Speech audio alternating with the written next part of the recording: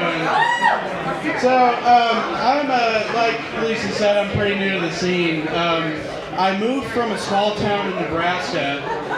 It was the kind of town where kids used to charge each other $5 to get pushed down the stairs in the dog kennel. I'm pretty sure it was the same $5 too. They just kept passing it back and forth. So, when I lived in Nebraska, I was a bartender at a golf course there. And when you're a bartender for one of the widest sports in one of the widest places in the world, I'll say this: I've never seen so many grown men try so hard to not say the N-word. And I'm just behind the bar like, all right, that's your second N-word. No more Michelob Ultra for you. So, I feel like I've been around enough where I've started to get the sort of hierarchy of states in order of white trashiness. So I feel like every state has another state where they're like, oh, that's just a bunch of rednecks. And ever since I've moved from Nebraska, I've kind of gotten that vibe where when I introduce myself to people, they look at me like I'm a fucking sod farmer. I salted a side of beef the other week. Should keep through the winter. Of course, we lost Mary to typhoid last fall. Oh, that's too bad. Did you do anything fun on the weekend? Oh, I mostly just pushed a hoop around with a stick. So, you know what my favorite part about getting a new job is, though? New physicals. Yeah. It's always good to get a chance to dust off the old genitals. So, I had a thought when I was trying to avoid eye contact with my doctor. I wonder how many tries it took before they figured out to turn your head and cough. Like, he's just down there feeling around and he's like, all right, put one leg up in the air. Okay? All right, now blink really fast. No, nothing yet. Try coughing. Okay, we're getting somewhere. And when I shared this thought with my doctor, his response was, please put your pants back on. That's all I got. Thank you, everybody. Cale more, everybody. Good job. Isn't he good? I know it. Right now, make some noise for Cale Moore, everybody. Hello. So a couple days ago, I picked up this jacket. So I'm looking for validation on it. I got it because I feel like every single open micer I had seen before I started comedy has at least 2 layers on. The only problem is this jacket is kind of like toeing the line because it's like hipster school shooter. Or maybe it's just my face, I don't know. So, I'm not gonna lie, I'm kind of exhausted.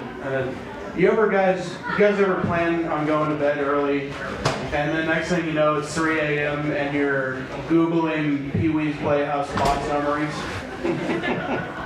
Apparently just me. Okay. So, I've been trying to get back into dating. A few nights ago, I went out bowling with a couple nice girls. I thought it went kind of poorly. I won a couple games. The only problem is that bowling is the only sport where winning makes you less attractive. Like, women want a guy they can go bowling with. They don't want a guy who's good at bowling. And once you get that wrist brace, it's all over. So, I was driving to work the other day. I have to take I-25 all the way across every single day. And I was stuck behind this guy driving a big truck, and his license plate said dishonorably. No, I fucked that up. All right. So his license plate says honorably discharged veteran. And then a couple miles later, I get stuck behind another guy, and his license plate just says veteran. And I'm like, what the fuck did this guy do? So what's the deal with this Redskins thing? Like, are people still pissed about that, or did we just kind of move on?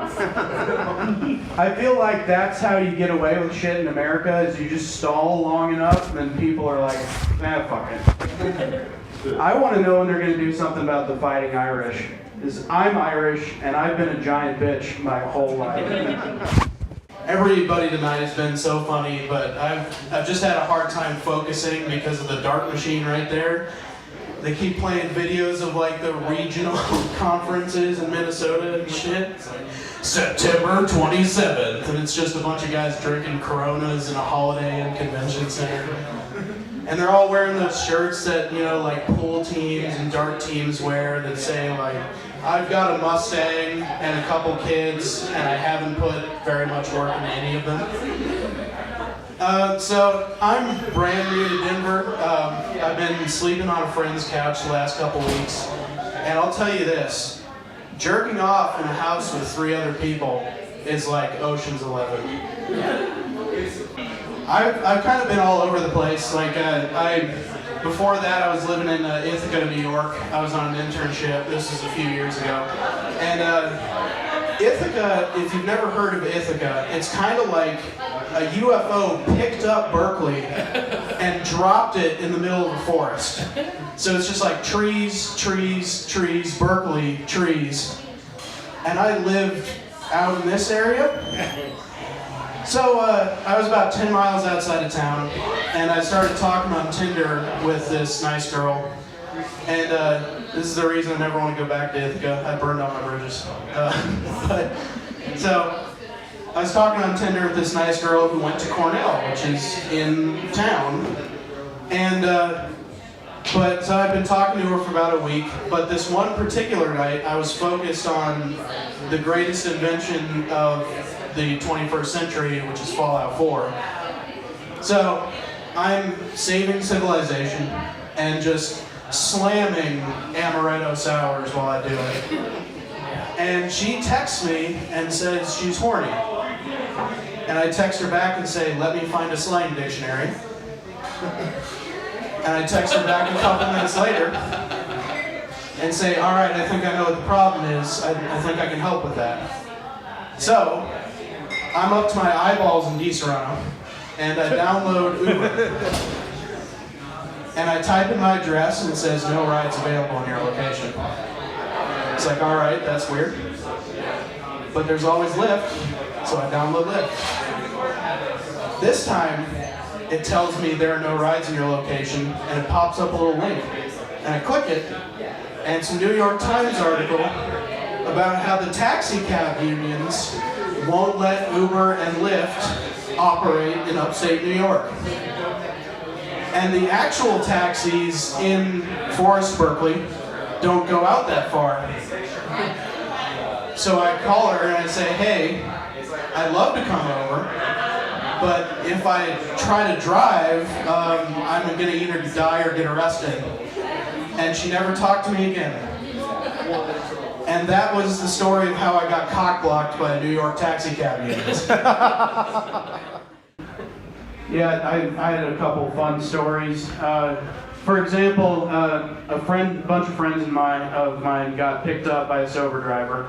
He was going to take us back to our dorm. And he makes an illegal U-turn as a cop is sitting like fucking 10 feet in front of us. And immediately, whoop, pulls us over. And he comes up to the car with his big ass mag light out, and he points it right in the driver's eyes, and he says, "You've been drinking tonight, sir?" He goes, "No, sir." And there's 4 other people. He points it at the passenger. "You've been drinking tonight, sir?" "No, sir." "You've been drinking?" "No, sir." "You've been drinking?" "No, sir."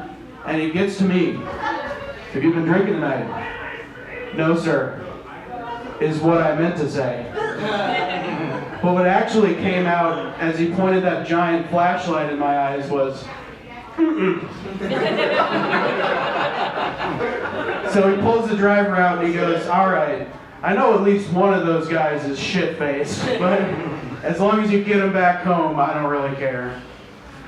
I also I bought a case of Mike's Hard when I was in high school because everybody goes through their Mike's Hard phase, I feel like. And my friend and I were sitting out in my cabin, and we were just chucking the empty bottles into the water like the shitheads we were. And right as we're about to wrap up, it's like 1 in the morning, pitch black. I feel something brush against my leg.